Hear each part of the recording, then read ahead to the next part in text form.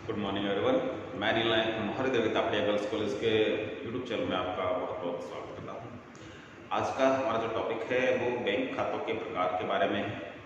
हम आज one by one bank खातों के बारे में डिस्कस करेंगे। तो हमारा जो टॉपिक है, सबसे पहले स्थायी खाते पे चलते हैं, ठीक है। तो सबसे पहले हमारे टॉपिक का रहेगा वो है स्थायी खाता।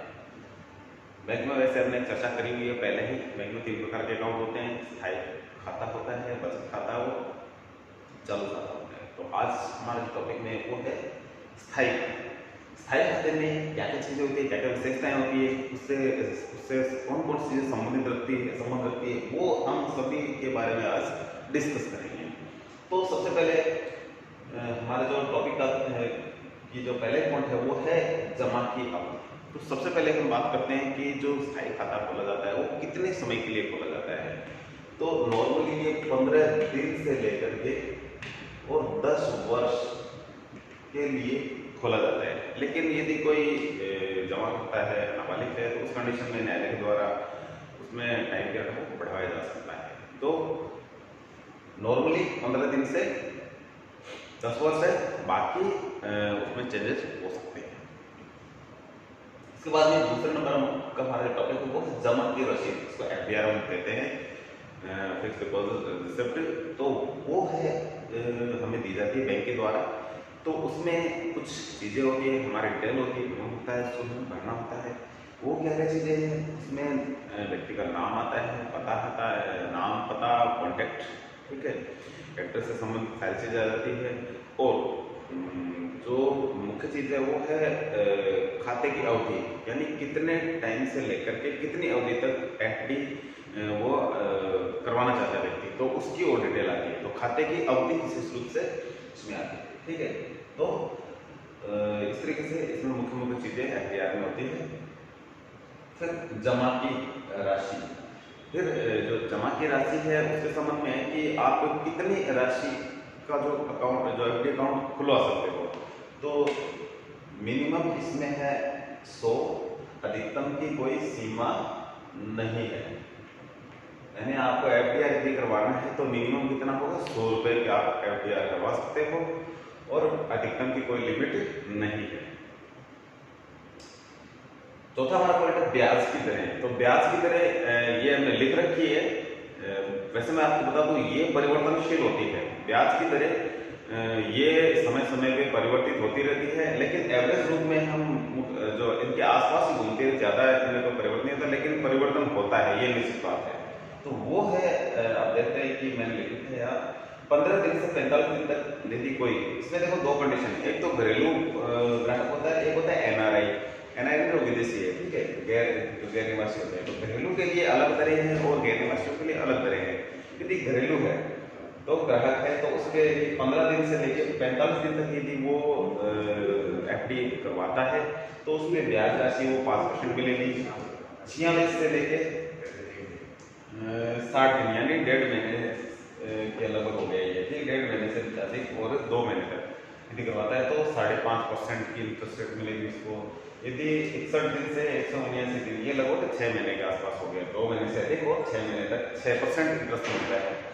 और 180 दिन यानी 6 महीने से लेकर 1 वर्ष की अवधि तक यदि कोई एफडीआर करवाता है तो 7%, 1 वर्ष से 2 वर्ष के लिए 9% है, 2 से 3 वर्ष के लिए 9.5% है, और 3 वर्ष से अधिक के लिए यदि कोई एफडीआर करवाता है तो उसके लिए 10% ब्याज की दरें मिलती है। एनआरआई के लिए भी इसी तरीके से दे रखा है। एनआरआई में आप देखोगे कि मिनिमम 6 माह रखा है, ठीक है, यानी यहाँ से स्टार्ट होता है ये 119 दिन के बाद से, यानी तो 6 महीने बाद से। इससे पहले एनआरआई है जो एफडी करवा सकता है, ये 6 महीने से लेकर, तो 6 महीने से कम होना चाहिए, 6 महीने। तो उसके लिए उसको मिलेगा इंटरेस्ट रेट 6 महीने से लेकर 1 साल तक का जो वो 8% इंटरेस्ट रेट मिलेगा इसको। और 1 वर्ष से 2 वर्ष के लिए करवाता है तो 10.5% है। इसके अलावा 2 से 3 वर्ष के लिए यदि एफडीआर करवाता है तो 11.5% है, और 3 वर्ष से यदि अधिक के लिए करवाता है तो 12% की दर से इसको इंटरेस्ट मिलेगा, ब्याज मिलेगा यदि कोई एनआरआई है तो। अब हम जो हमारा टॉपिक है आगे बढ़ाते हैं। ये तो थी ब्याज की दरें। अब हम बात करते हैं कि देय तिथि से पूर्व भुगतान, यदि कोई बंदा है वो चाहे कि नहीं भी इसने 5 साल के लिए एफडीआर करवा रखी थी, व्यक्ति ने 5 साल के लिए एफडीआर करवा रखी थी, और वो चाहे कि 1 वर्ष बाद में 5 वर्ष के लिए एक व्यक्ति ने करवाई है एफडीआर, ठीक है, लेकिन जरूरत पड़ेगी भी 1 साल बाद ही जरूरत पड़ेगी, तो क्या करे व्यक्ति? तो उस कंडीशन में ऐसा नहीं है कि पैसे नहीं मिलेंगे, आपने यदि जितने की एफडी करवाई है आपको वापस रिटर्न हो जाएगा, लेकिन उसमें कुछ कटौती होगी।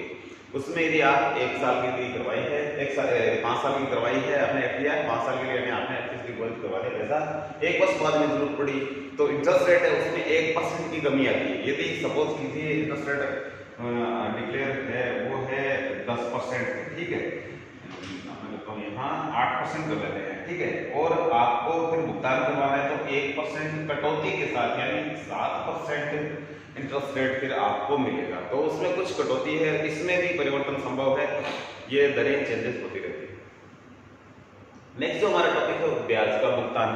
अब ब्याज के भुगतान के बारे में यदि हम बात करें तो नॉर्मली जो एफडी जितने टाइम के लिए हम करवाते हैं, जैसे मान लो 10 साल के लिए एफडी करवाए तो 10 साल बाद में आपको जितना भी ब्याज बनता है उसका आपको ब्याज और मूलधन के साथ आपको पेमेंट कर दिया जाता है। लेकिन यदि ग्राहक चाहे तो उसको त्रैमासिक आधार पे भी ब्याज का भुगतान किया जा सकता है। वो किस तरीके से किया जा सकता है?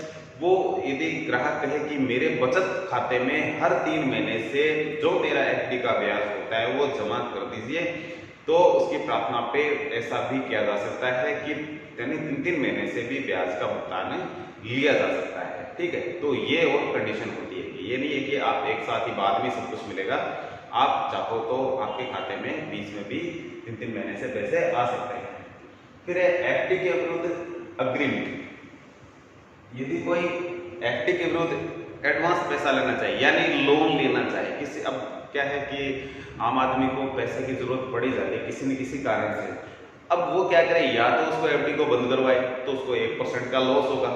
लेकिन यदि वो व्यक्ति चाहे कि मुझे सपोज करिए व्यक्ति ने 5 लाख की एफडी करवा रखी है, ठीक है, उसके पास इतने ही पैसे थे, अब क्या करें, अब उसको बीच में 2 लाख रुपए की जरूरत पड़ गई, अब वो क्या करे, इस एफडी को बंद करवाए? नहीं, बिल्कुल ऐसी जरूरत नहीं पड़ेगी। आपको क्या आप क्या कर सकते हो कि आप एफडी के विरुद्ध ऋण ले सकते हो, अग्रिम ले सकते हो। इसके लिए क्या लिमिट है कि जितना आपका जो पैसा है जमा किया हुआ है ब्याज के साथ में, उस टोटल का आप 75%, ठीक है, तक आपको लोन दिया जा सकता है। तो यदि कोई व्यक्ति है 10 साल के लिए एफडी करवा रखी है और 5 साल बाद में उसको पैसे की जरूरत पड़ गई, तो 5 साल में कितना है कि 5 साल में जितना ब्याज प्लस उसका मूलधन कितना होता है टोटल, उसका 75% तक जो ऋण लिया जा सकता है। तो ये होती है ऋण लेने की स्कीम, अग्रिम लेने की स्कीम, ठीक है। इसके बाद में हम बात करते हैं जमा राशि का भुगतान। यदि जमा राशि में थोड़ा सा ये दिया गया तो 1-2 बातें क्या है कि यदि 20,000 से यदि कम का यदि पेमेंट है तो उसको कैश पेमेंट किया जा सकता है या उसके बचत खाते में ट्रांसफर किया जा सकता है व्यक्ति में। यदि किसी ने 20,000 तक यदि किसी ने एफडी करवाई थोड़े पैसे की और टोटल अमाउंट ही होती है उसकी ब्याज भी मिला के 20,000, तो उस कंडीशन में वो 20,000 से कम होने पे उसके बचत खाते में पैसा ट्रांसफर किया जा सकता है या उसको कैश भी दिया जा सकता है। लेकिन 20,000 से ज्यादा कंडीशन में जो चेक के द्वारा भुगतान किया जाएगा। अब हम बात करते हैं अहस्तांतरणीय। इसका मतलब ये जो एफडीआर जो प्रपत्र होता है वो अहस्तांतरणीय, वो दूसरे को ट्रांसफर नहीं हो सकता है, तो ये अहस्तांतरणीय होता है। नवीनीकरण, नवीनीकरण का मतलब होता है किसी व्यक्ति ने 5 साल के लिए एफडी करवा ली, अब वो चाहता है कि 5 साल के बाद में बैंक को भुगतान करना पड़ेगा, लेकिन व्यक्ति चाहता है कि नहीं मैं और आगे इसको रखना चाहता हूँ। वो व्यक्ति चाहता है कि अभी मेरे को जरूरत नहीं है पैसे की, मेरे जितने भी पैसे होते हैं तो उसको आगे बढ़ाना चाहता हूँ। तो बैंक यदि 5 साल के किसी ने एफडी करवा रखी है तो 5 साल में जितना उसका ब्याज प्लस मूलधन जितना भी होता है उसकी नई एफडीआर बनवा दी जाती है या उसका नवीनीकरण कर दिया जाता है। तो तो पहले यदि किसी ने 5 लाख की करा रखी थी तो 5 साल में यदि मैं एग्जांपल देता हूँ, 3 लाख उसका ब्याज हो गया तो 8 लाख रुपए हो गए। अब जो एफडीआर वो कितने से स्टार्ट होगी, वो होगी 8 लाख से। वो 8 लाख की एफडीआर, अब 8 लाख से उसको ब्याज का भुगतान मिलेगा। तो इस तरीके से जो ग्राहक की जो प्रार्थना के अनुसार नवीनीकरण किया जा सकता है।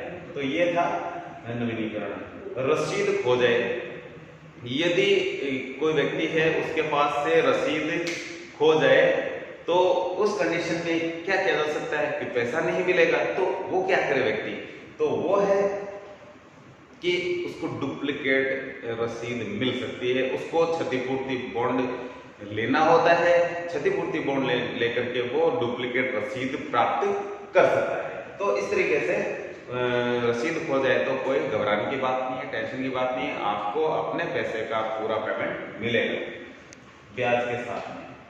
कुर्की आदेश, अब क्या होता है, कई बार ऐसे ग्राहक भी होते हैं जिन पर किसी भी कारण से न्यायालय के द्वारा कुर्की आदेश आ जाए, तो उस कंडीशन में आदेश की प्रतिलिपि यदि बैंक में जाती है, बैंक के पास, अधिकारी पास जाती है, तो उस कंडीशन में उस खाते को कुर्क कर दिया जाता है, नहीं सीज कर दिया जाता है, उस खाते से लेन देन बंद कर दिया जा सकता है।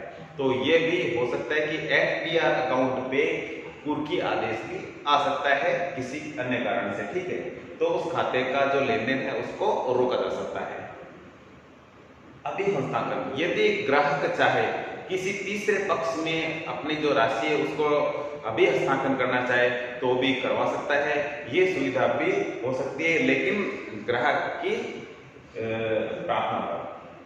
नेक्स्ट जो हमारा पॉइंट है वो है दान किया जा सकता है। हाँ, एफडीआर को दान भी किया जा सकता है। यदि कोई व्यक्ति है वो अपनी एफडीआर को दान करना चाहे तो कर सकता है, लेकिन उसको वसीयत में लिखना पड़ेगा, वसीयत करवानी पड़ेगी, ठीक है, कि किस व्यक्ति को दान करना है। और वो दान कब मिलेगा, उस व्यक्ति की मृत्यु के बाद में मिलेगा, मृत्यु से पहले नहीं मिलेगा। और लास्ट हमारी जो बात है उस एफडी अकाउंट की, वो है प्रतिभूति के रूप में। यदि ग्राहक चाहे कि मेरी जो एफडीआर है वो मैं बैंक के पास ही रखना चाहता हूँ एज ए प्रतिभूति के रूप में, ठीक है, एज ए सिक्योरिटी के रूप में, तो इस तरीके से प्रतिभूति के रूप में भी वो यदि ग्राहक रखना चाहे तो अपने जो एफडीआर को वो बैंक के पास रख सकता है। तो ये थी आज जो एफडी अकाउंट होता है उसके बारे में मुख्य बातें। तो आपको किसी प्रकार की कोई शंका हो, किसी टॉपिक के बारे में डिस्कस करना हो, पूछना हो, तो आप कमेंट करके आप पूछ सकते हैं। और सभी का बहुत बहुत धन्यवाद फॉर वाचिंग। आप लोग प्लीज़ शेयर कीजिए, लाइक कीजिए एंड सब्सक्राइब कीजिए। Thank you.